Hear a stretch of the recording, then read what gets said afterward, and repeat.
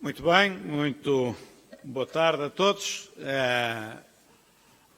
Isto com sinceridade, quer dizer, se este encontro fosse em Faro ou em Beja, eu não ia a Faro ou Beja ao encontro. Portanto, isto é uma vantagem do Presidente do Partido ser do Porto, não é? Também tenho dedicação, mas não ao ponto de ir encerrar uma coisa destas a Faro ou aos Açores. Mas aqui no Porto é naturalmente com todo o gosto.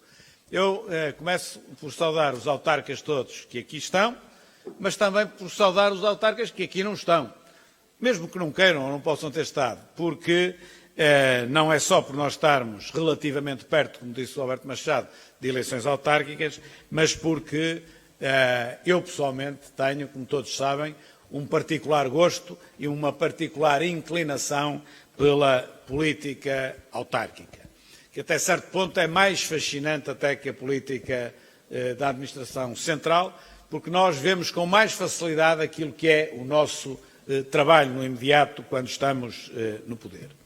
Também um cumprimento à Comissão Política Distrital, porque acho que são realizações como esta, tem que ser igual a esta, mas realizações como esta, que ajudam não só, por um lado, a preparar as eleições, é certo, mas também ajudam a que haja uma unidade e uma maior coerência entre os autarcas do PSD, para que não estejamos num concelho a fazer de uma maneira, noutros concelhos a fazer de outra completamente diferente. Esta unidade não tem que ser como é no Partido Comunista, como é lógico, mas é conveniente também esta troca de experiências que decorre sempre, independentemente dos painéis, decorre sempre de realizações como esta.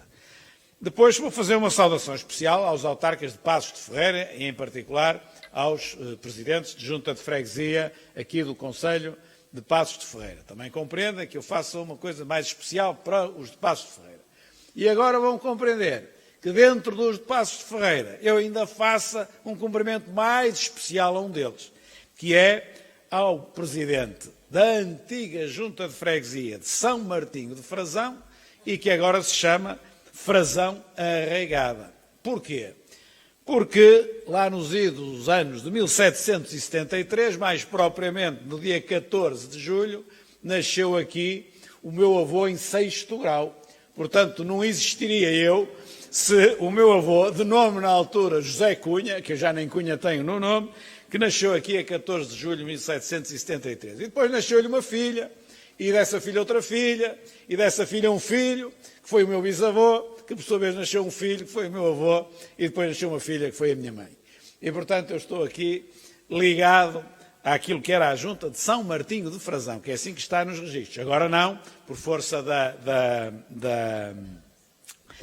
reforma que se fez, entretanto, juntou-se. Portanto, eu não sei se ele está aqui, se está cumprimento, se não está cumprimento também, porque é uma terra onde eu tenho afinidades familiares.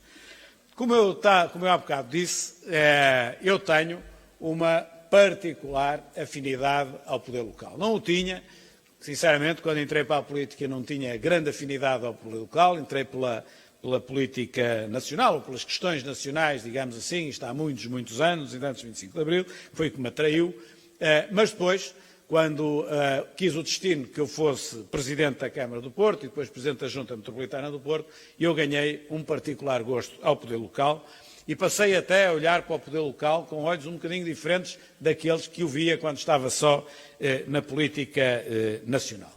E dizer que, tenho repetido isto muitas vezes e digo isto com a maior das convicções, o poder local democrático é, não vou dizer a maior conquista do 25 de Abril, mas é uma das maiores conquistas que nós tivemos no 25 de Abril.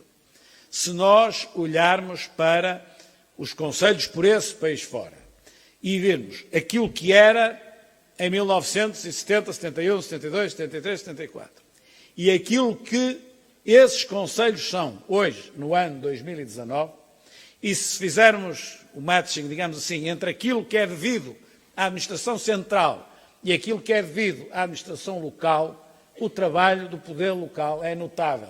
Com muitos erros em muitos sítios, sim. Tenho muitos desgostos ao nível do poder local, particularmente nos grandes centros urbanos e dentro dos grandes centros urbanos, nas zonas envolventes das grandes cidades, tenho. Erros urbanísticos enormes, sim, é verdade. Porquê? Porque foi feito por homens e mulheres. E, portanto, como foi feito por homens e mulheres, tem erros.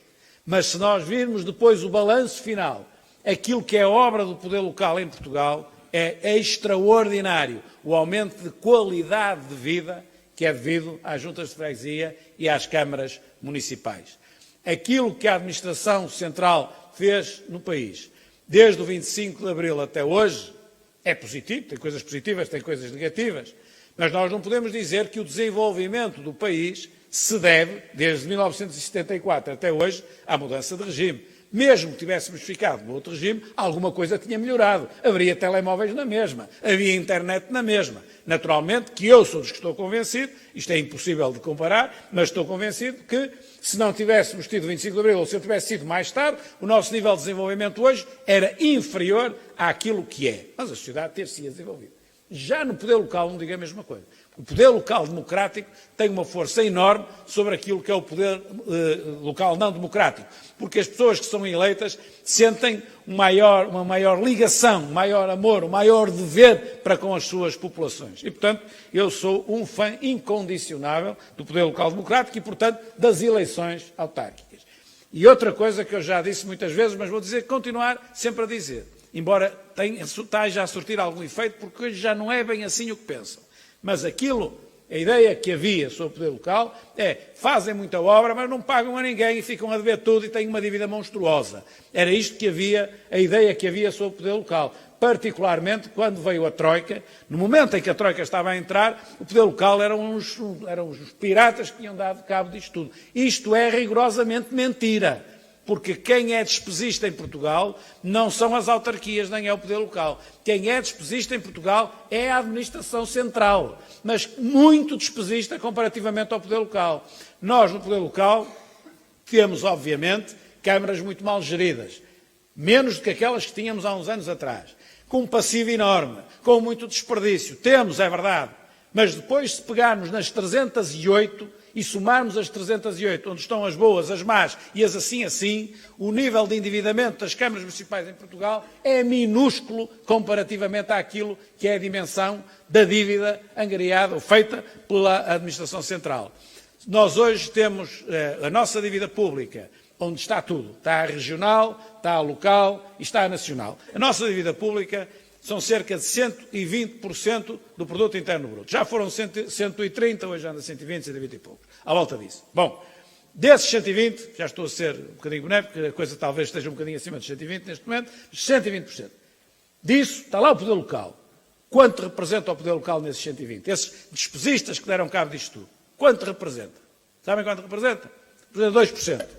120. 118% do PIB é da administração central, 2% da administração local, da administração central e regional, 2% da administração local. Números redondos é assim. Portanto, o poder local fez obra, há quem tenha feito muita dívida, mas no equilíbrio geral é notável a obra do poder local, porque o fez e praticamente sem dívida, ou com uma dívida controlada, digamos assim, na sua maioria. E mesmo aqueles que não respeitaram aquilo que seria o equilíbrio financeiro, mesmo nesses, a responsabilidade cabe muito à administração central, porque andou anos e anos com leis mal feitas que permitiam que as coisas processassem dessa forma, ou seja, que se empolassem as receitas para poder fazer despesa. Ora, se a lei fosse bem feita, e atualmente ela está mais bem feita, justamente vem do tempo da Troika em que se travou um bocado isso, automaticamente o poder local corrige o mal que tinha, e se já não estava muito mal, melhor fica. Portanto, isto para ser claro, alguém que andou anos e anos, como sabem,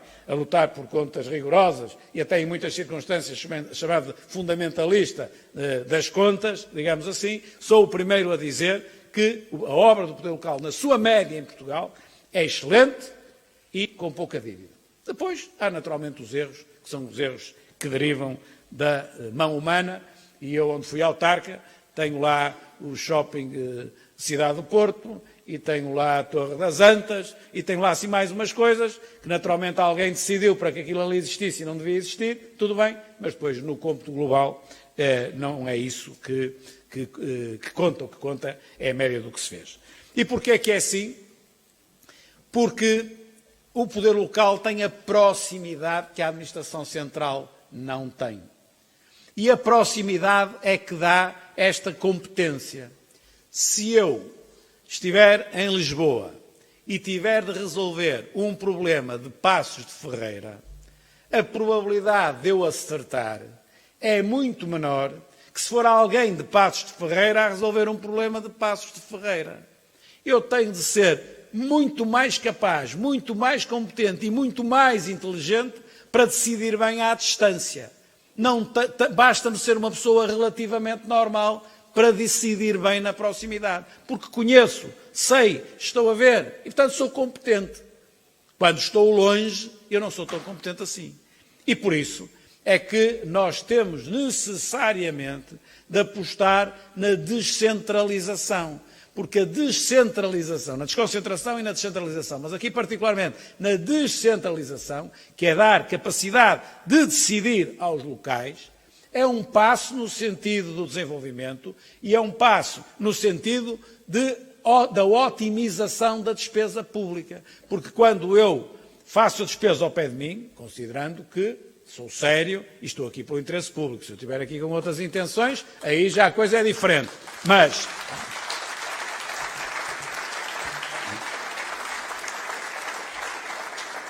se eu tiver com boas intenções e tiver um plano para fazer e meios escassos, eu vou otimizar cada um dos meios que utilizo. E por isso, se nós formos capazes de descentralizar para as autarquias todas aquelas competências que fazem sentido estar nas autarquias, nós damos um passo no sentido do desenvolvimento. Nós estamos a entregar o poder, no bom sentido do termo, a quem melhor capacidade tem para o exercer e com mais competência. E foi por isso que, há um ano e muito, já qualquer dia está quase a fazer 2 anos, que nós fizemos um acordo com o Governo, no sentido de dizer assim, se querem fazer a descentralização, agora estou a falar para as autarquias, nós estamos nisso, nós ajudamos, não fazemos oposição nisso, porque isso não é fazer oposição, isso é para bem do país. Bom, isto depois começou a ser praticado no terreno, não tem corrido da melhor maneira, há coisas a alterar, mas aquilo que deve ser a nossa postura, nossa de partido e nossa de autarcas do partido, a nossa postura é, se não está a correr da melhor maneira, se não fizeram da melhor maneira, vamos procurar que façam da melhor maneira. Não vamos começar a destruir uma coisa que é absolutamente vital para o desenvolvimento de Portugal. Vamos continuar a procurar essa descentralização. E aqui faço um apelo a todos os autarcas. E isto é a parte mais difícil do que eu aqui hoje posso dizer. Faço um apelo a isto, porque eu sou favorável à descentralização, desde que essa descentralização não signifique aumento da despesa pública, mas sim redução da despesa pública. Porque se eu estou a dizer que aqueles que estão, neste caso nas autarquias, são mais capazes pela proximidade, então são mais capazes, para sermos coerentes, têm de ser capazes de fazer mais com menos, ou pelo menos mais com o mesmo. E por isso isto é que é difícil de negociar com a Administração Central. Mas temos de ser sérios. Acreditamos ou não acreditamos na descentralização? Pode haver quem não acredite. Mas aqueles que acreditam. Porquê? Porque fazemos mais e melhor. Então, se fazemos mais e melhor, temos de ser consequentes. Mais e melhor. Não é dizer, bom, o Estado estava com esta escola 100, mas ela para vir para mim eu quero 120. Bem, então fica lá no Estado por 100, não vem para cá por 120. Temos de... as contas têm de ser bem feitas. Uma coisa é receber uma escola que está direitinha e agora é só manutenção. Outra coisa é receber uma escola que está num estado miserável e requer um investimento. Tudo isto tem de ser, obviamente, negociado. Mas aquilo que se pede é que sejamos naturalmente coerentes e que, no quadro da descentralização, as competências que passam sejam com envelopes financeiros equilibrados em termos do interesse da autarquia, mas, acima de tudo, em termos do interesse nacional. Fazer isto, dar esta força às autarquias pelo país. Mas já agora, e estamos num fórum partidário, também pelo PSD. Pelo país, em primeiro lugar, seguramente. Mas juntamos o útil ao agradável. E pelo PSD também. Porque para o Partido Social Democrata, as eleições autárquicas são absolutamente vitais. Eu disse isto há 2 anos e serviu para me atacarem e dizerem, olha lá dizer que as autárquicas são as mais importantes, já dá as outras como perdidas, já vemos aqui, não é dar como perdidas nada. Tudo isso se fez e tinha de ser feito, e o melhor que se sabe pode. Agora, olhando honestamente para o quadro que nós temos vindo a ter e a evolução que nós temos vindo a ter em eleições, Onde isto é mais crítico é nas autárquicas. É nas autárquicas que nós temos vindo a perder com dois grandes desastres em 2013 e 2017. E, portanto, se nós temos em 2021, outro desastre, isto é dramático para aquilo que é a implantação real do partido no terreno. Porque, como tenho dito muitas vezes, nas eleições legislativas, oscilar de repente com mais 20 deputados ou menos 20 deputados é algo que acontece com facilidade por fenómenos de ordem conjuntural. Mas nas autarquias não acontece assim. Não se ganham assim de repente mais 50 câmaras ou mais 60 câmaras, ou perdem-se mais 50 ou 60 câmaras. Isto é feito, sobe-se devagar e desce devagar. Porquê? Justamente pelo caráter estrutural das autarquias em termos de implantação do partido no terreno. É por isso que se nós queremos continuar a ser um grande partido, mais do que ter muitos deputados, nós temos de ter muitas juntas de freguesia e muitas câmaras municipais. Os deputados depois derivam de fenómenos de uma ordem mais conjuntural. Ora subimos, ora descemos, ora isto, ora aquilo. Agora, as autarquias é que representam a nossa implantação, a nossa realidade no terreno. Por isso, não é sustentável continuarmos da forma como viemos até aqui, em que atingimos o máximo em 2005, mas depois perdemos um bocado em 2009, o que é mais ou menos natural, porque estamos num patamar muito alto, mas depois caímos imenso em 13, caímos imenso em 17, caímos com isto. Reparem, que esta nota até fui ver para não me enganar. Nós tivemos 157 câmaras em 2005 e agora temos 98 câmaras. Temos menos 59, quase menos 60 câmaras do que já tivemos. E o PS tem hoje 161, mais do que aquilo que nós tivemos no nosso máximo. Não é? Bom, mas pior do que isso, ganhar ou não ganhar a Câmara, é nós olharmos às votações que tivemos nos principais centros urbanos do país em 2013. E, portanto, tivemos Lisboa e Porto, 10%, 11%. Olha aqui. Oeiras, 8%. Grandes câmaras, não é? Setúbal, 11%. Porto Alegre, 13%. Porto Alegre, a Câmara já foi do PSD. Setúbal não, mas Porto Alegre já foi. 13%. Matosinhos, 11%. Beja, 5%. Évora, 15%. Isto são níveis de votação que não têm nada a ver com aquilo que o PSD tem de ter nos grandes centros urbanos. Depois até tem câmaras que ganham com 50 e tal, 60 e tal, 70% mais pequeninas. Ainda bem. Mas estes grandes centros urbanos e outros, eu só anotei aqui estes, e outros, nós temos de conseguir reforçar a nossa implantação. Portanto, nós, agora, daqui por 2 anos, temos de fazer duas coisas. Nós temos de subir muito em presidentes de junta e em presidentes de Câmara, temos de subir muito, em eleitos, mas naqueles onde não elegermos não podemos ter votações tão baixas. Temos de não ganhar com votações mais elevadas. Isto é que vai fazer a inversão do ciclo, que é absolutamente vital. Nós conseguimos, em 6 de outubro, uma coisa que é o contrário daquilo que tem acontecido na Europa. E, do nosso ponto de vista para o PSD, é positivo. Mas não podemos sossegar sobre isto, que é, enquanto que na Europa os partidos clássicos se fracionaram, vão desaparecendo e o sistema partidário nacional está completamente fragmentado em muitas situações. O exemplo melhor que nós temos é aqui ao lado em Espanha. Já vão em 4 eleições seguidas, 2 este ano, e não conseguem fazer porque aquilo fragmentou-se tudo. Ou seja, a força do PP e a força do PSOE está muito longe de ser aquilo que já foi no passado. A mesma coisa é na Alemanha, a mesma coisa é em Itália, a mesma coisa é em França, a mesma coisa é na Grécia, a mesma coisa acontece por todo o lado. Era de prever que em Portugal acontecesse isso. Em 6 de outubro aconteceu o contrário. Ou seja, não é bem o contrário por causa do CDS, do resultado do CDS. Mas tirando o resultado do CDS, o resultado do PSD e do PS firmaram mais o sistema partidário clássico em Portugal. O PSD e o PS juntos têm 81% dos deputados da Assembleia da República. 81%, tem 66% dos votos, 81% pelo método Tonte em deputados. Portanto, é o contrário. A fragmentação foi simbólica. Portanto, são partidos que elegeram não foi partidos que elegeram 10 ou 12, uma data deles e que dá aquela fragmentação, designadamente, depois mais à direita. Portanto, isto que aconteceu, desse ponto de vista, relativamente ao resto da Europa, é positivo. Agora, se nós não cuidarmos das autárquicas, isto que aconteceu pode se tornar conjuntural e não estrutural. Para se tornar estrutural, temos de ter a implantação real. Porque se tivermos essa implantação real nas autárquicas, nunca acontecerá o contrário. pode acontecer conjunturalmente, mas temos a força para dar a volta por cima. É por isso que eu sempre disse, e volto a repetir, e podem criticar às vezes que entenderem, é convicção e, portanto, não saio daqui, as autárquicas são eleições decisivas para o futuro do PSD, face àquilo que é não só o desenvolvimento global dos partidos na Europa, como depois toda a evolução que tivemos recentemente em Portugal.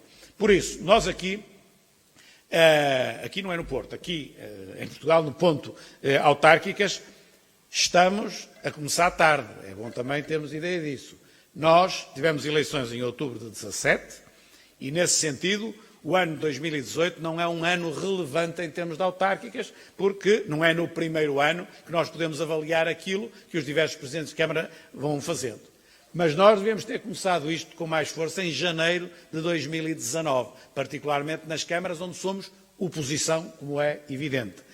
O ano de 19 não ajudou, porque havendo 3 eleições como houve no ano de 19, não ajudou as estruturas partidárias a dedicarem-se como se deveriam dedicar às autárquicas. Mas agora não pode ser assim.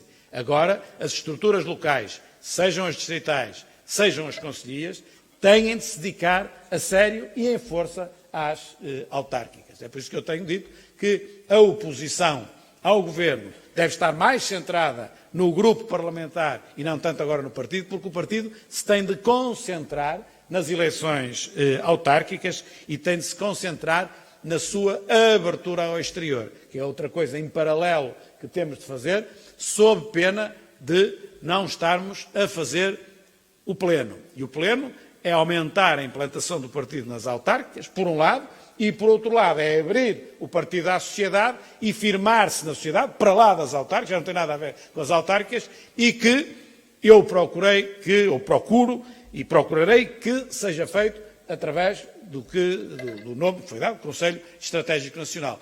Pode ser feito de outras maneiras.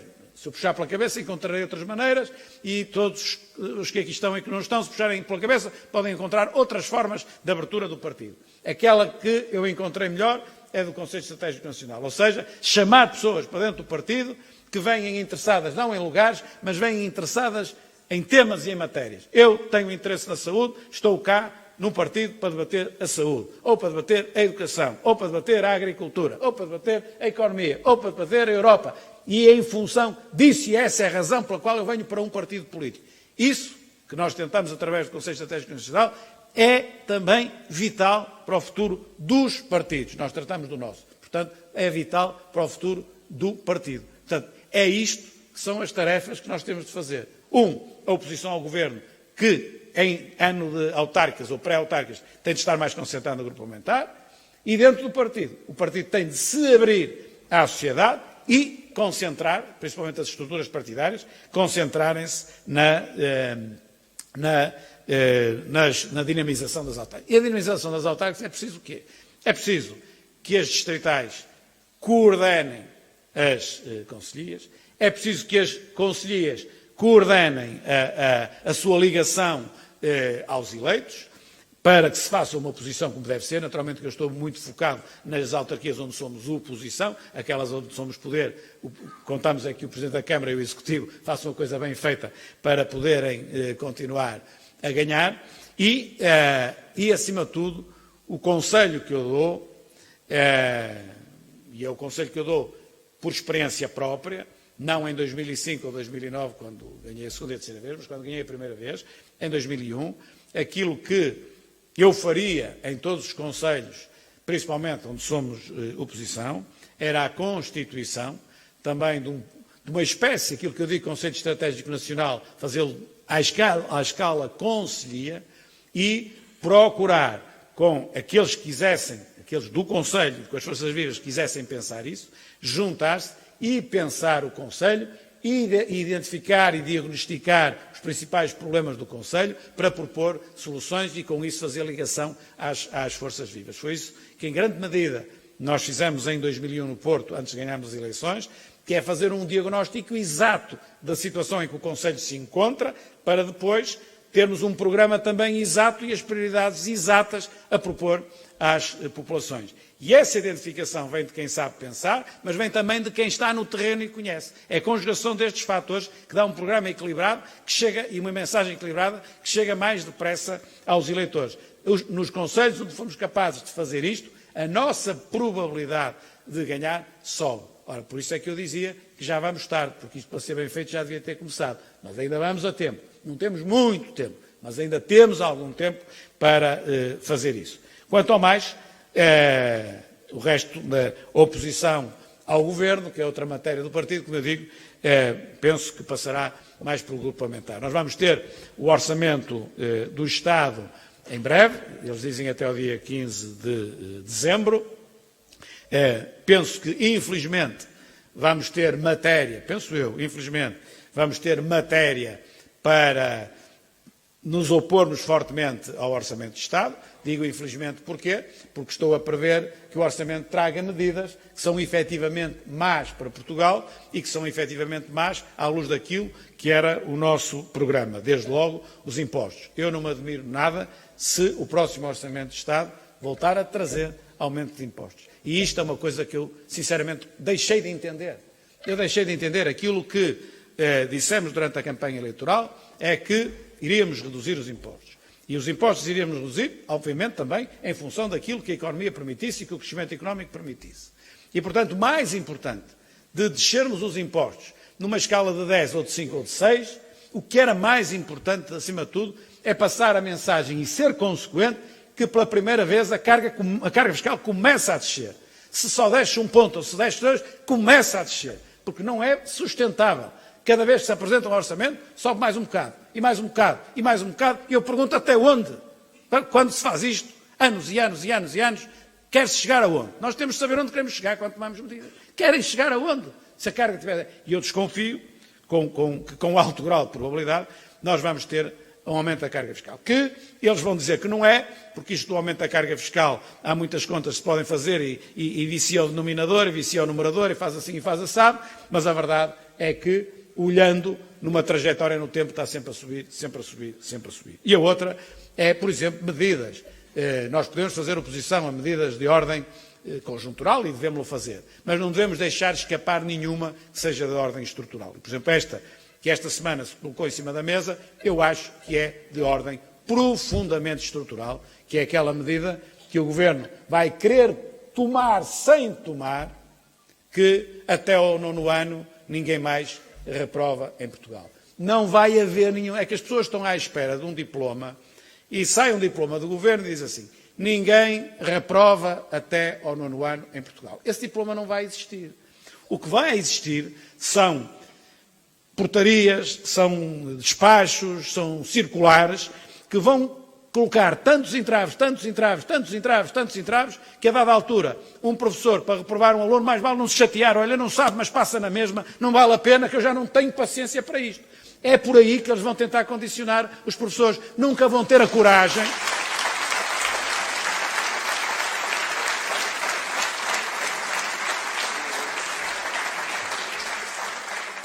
Eles não vão ter a coragem de um dia sai um diploma publicado em Diário da República e diz: em Portugal passam todos até ao 9º ano. Isso não vai existir, vai ser feito de outra forma. A verdade é que este facilitismo não é admissível.